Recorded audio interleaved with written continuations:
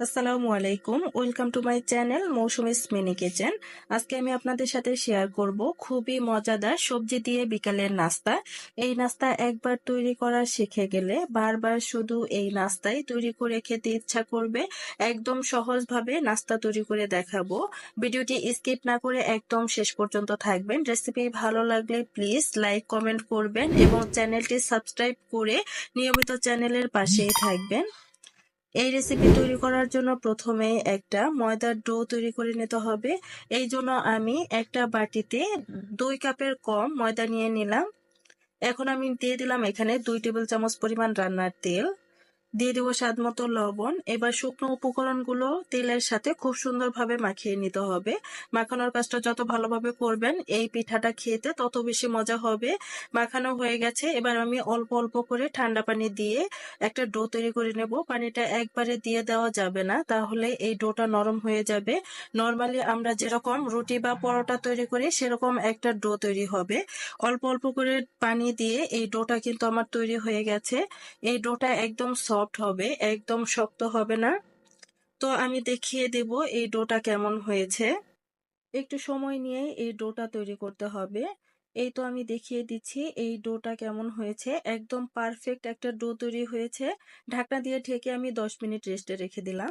চুলায় একটা কড়াই বসিয়ে দিয়ে এখানে আমি 2 টেবিল চামচ রান্নার তেল দিয়ে দিলাম।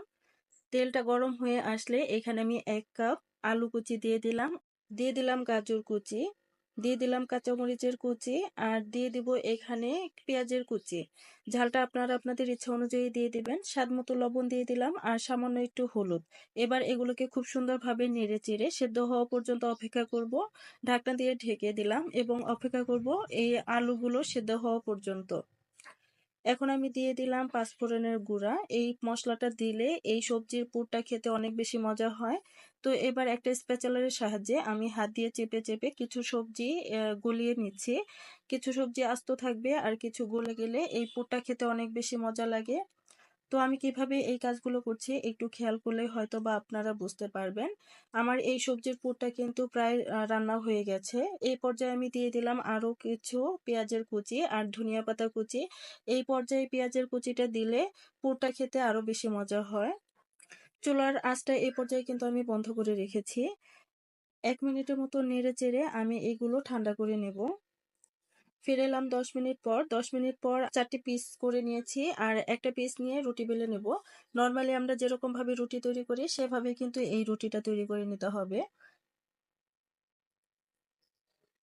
এই রেসিপিগুলো আমি একদম সহজভাবে তৈরি করার চেষ্টা করেছি। আশা করছি আপনাদের কাছেও অনেক বেশি ভালো লাগবে আর সহজও লাগবে। আমার চ্যানেলে আরো অনেক ধরনের রেসিপি আছে, আপনারা চাইলে সেগুলো দেখে আসতে পারেন। আর ভালো লাগলে অবশ্যই আমার চ্যানেলটাকে সাবস্ক্রাইব করে দিতে পারেন, নিয়মিত পাশেই থাকতে পারেন। এই তো আমার রুটি বেলে নেওয়া হয়ে গেছে। এইভাবে আমি সবগুলো রুটি কিন্তু বেলে নেব। রুটির পুরুত্ব কেমন হয়েছে আমি একটু দেখিয়ে দিলাম।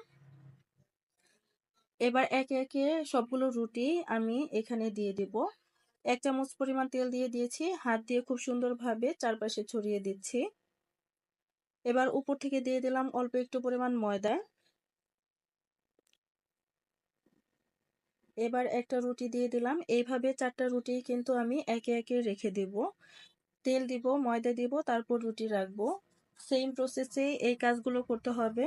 একটু খেয়াল করলে আপনারাও এই কাজগুলো খুব সুন্দরভাবে করতে পারবেন। এই নাস্তাটা তৈরি করা একদমই সহজ, আর একবার যদি এইভাবে তৈরি করেন আমি শিওর দিয়ে বলতে পারি আপনারা বারবার এই নাস্তাটাই তৈরি করে খাবেন।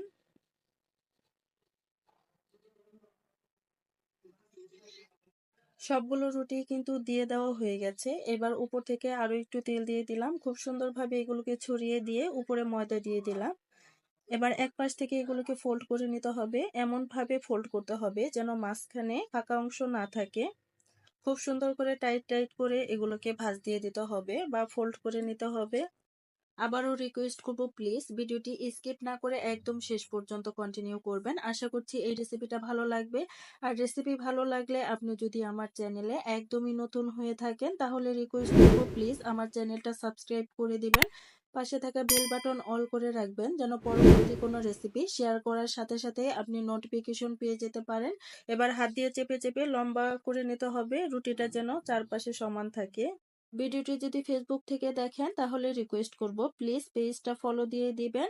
নিয়মিত পেজ বা চ্যানেলের পাশেই থাকবেন এবং ভিডিও ভালো লাগলে শেয়ার করে ফ্যামিলি এবং ফ্রেন্ডসদের দেখার সুযোগ করে দিতে পারেন।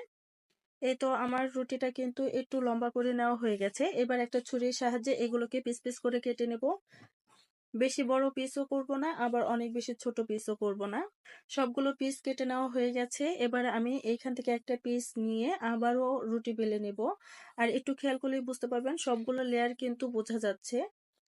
একটা পিস নিয়ে হাত দিয়ে প্রেস করে করে ছড়িয়ে নিচ্ছি এবং বেলুন দিয়ে এটাকে আমি রুটি বেলে নেব। অনেক বেশি বড় রুটি বেলতে হবে না। এই তো আমার রুটি বেলা হয়ে গেছে। এবার আমি এখানে সবজির পুরটুকু দিয়ে দেব।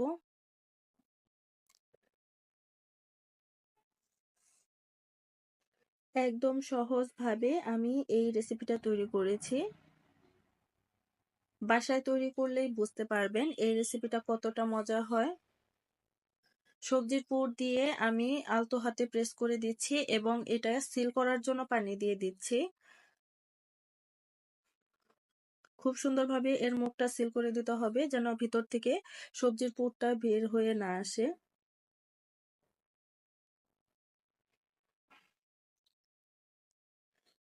এবার পিৎজা কাটারের সাহায্যে আমি খুব সুন্দরভাবে এটাকে সুন্দর করে কেটে নিলাম। এই তো আমার একটা নাস্তা তৈরি হয়ে গেছে। সুন্দর একটা ডিজাইন দিয়ে দিচ্ছি। হাত দিয়ে প্রেস করে আবার মুড়িয়ে দিচ্ছি। পুলি পিঠার ডিজাইনটা তৈরি হয়ে গেল। মাশাআল্লাহ, অনেক সুন্দর হয়েছে। এইভাবে আমি সবগুলো নাস্তাই তৈরি করে নিয়েছি। এবার এগুলোকে ভাজতে চলে যাব। চুলায় একটা কড়াইয়ে পরিমাণ মতো তেল দিয়ে তেলটাকে আমি অল্প একটু পরিমাণ গরম করে নিয়েছি। একে একে নাস্তাগুলো দিয়ে দিলাম। আর এগুলোকে খুব সুন্দরভাবে ভেজে নিতে হবে। চুলার আঁচটা এই পর্যায়ে মিডিয়াম টু লোর মাঝামাঝি রেখে ভেজে নিতে হবে। চুলার আঁচটা বাড়িয়ে দিলে এই নাস্তাগুলো উপর থেকে কালার চলে আসবে কিন্তু ভিতরে ক্রিস্পি হবে না। খুব সুন্দর করে এগুলো ভেজে নিব। উল্টিয়ে পাল্টিয়ে ভেজে নিতে হবে। 3 থেকে 4 মিনিট সময় নিয়ে এগুলো ভেজে নিলেই একদম মুচমুচে হয়ে যাবে। আমার নাস্তাগুলো একদম ভেজে নেওয়া হয়ে গেছে। এইবার একটা স্ট্রেনারের সাহায্যে তেল ঝরিয়ে উঠিয়ে নিব। এই তো তৈরি হয়ে গেল মজাদার মুচমুচে সবজি দিয়ে সবজি পুলি পিঠা। এত বেশি মুচমুচে আর লোভনীয় হয়েছে, আলহামদুলিল্লাহ। খেতেও অনেক বেশি মজা হয়েছে। বাসায় তৈরি না করলে বুঝতেই পারবেন না। একবার এইভাবে তৈরি করবেন, সবাই খুব মজা করে খাবে। ভিডিওটি যারা শেষ পর্যন্ত কন্টিনিউ করলেন প্লিজ একটা লাইক কমেন্ট শেয়ার করবেন এবং আমার চ্যানেলে যদি একদমই নতুন হয়ে থাকেন তাহলে প্লিজ আমার চ্যানেলটা সাবস্ক্রাইব করে দিবেন। পাশে থাকা বেল বাটন অল করে রাখবেন যেন পরবর্তী কোনো রেসিপি শেয়ার করার সাথে সাথে আপনি নোটিফিকেশন পেয়ে যেতে পারেন। পরবর্তী রেসিপি শেয়ার করা পর্যন্ত সকলে অনেক বেশি সুস্থ থাকবেন, ভালো থাকবেন। আল্লাহ হাফেজ। আসসালামু আলাইকুম।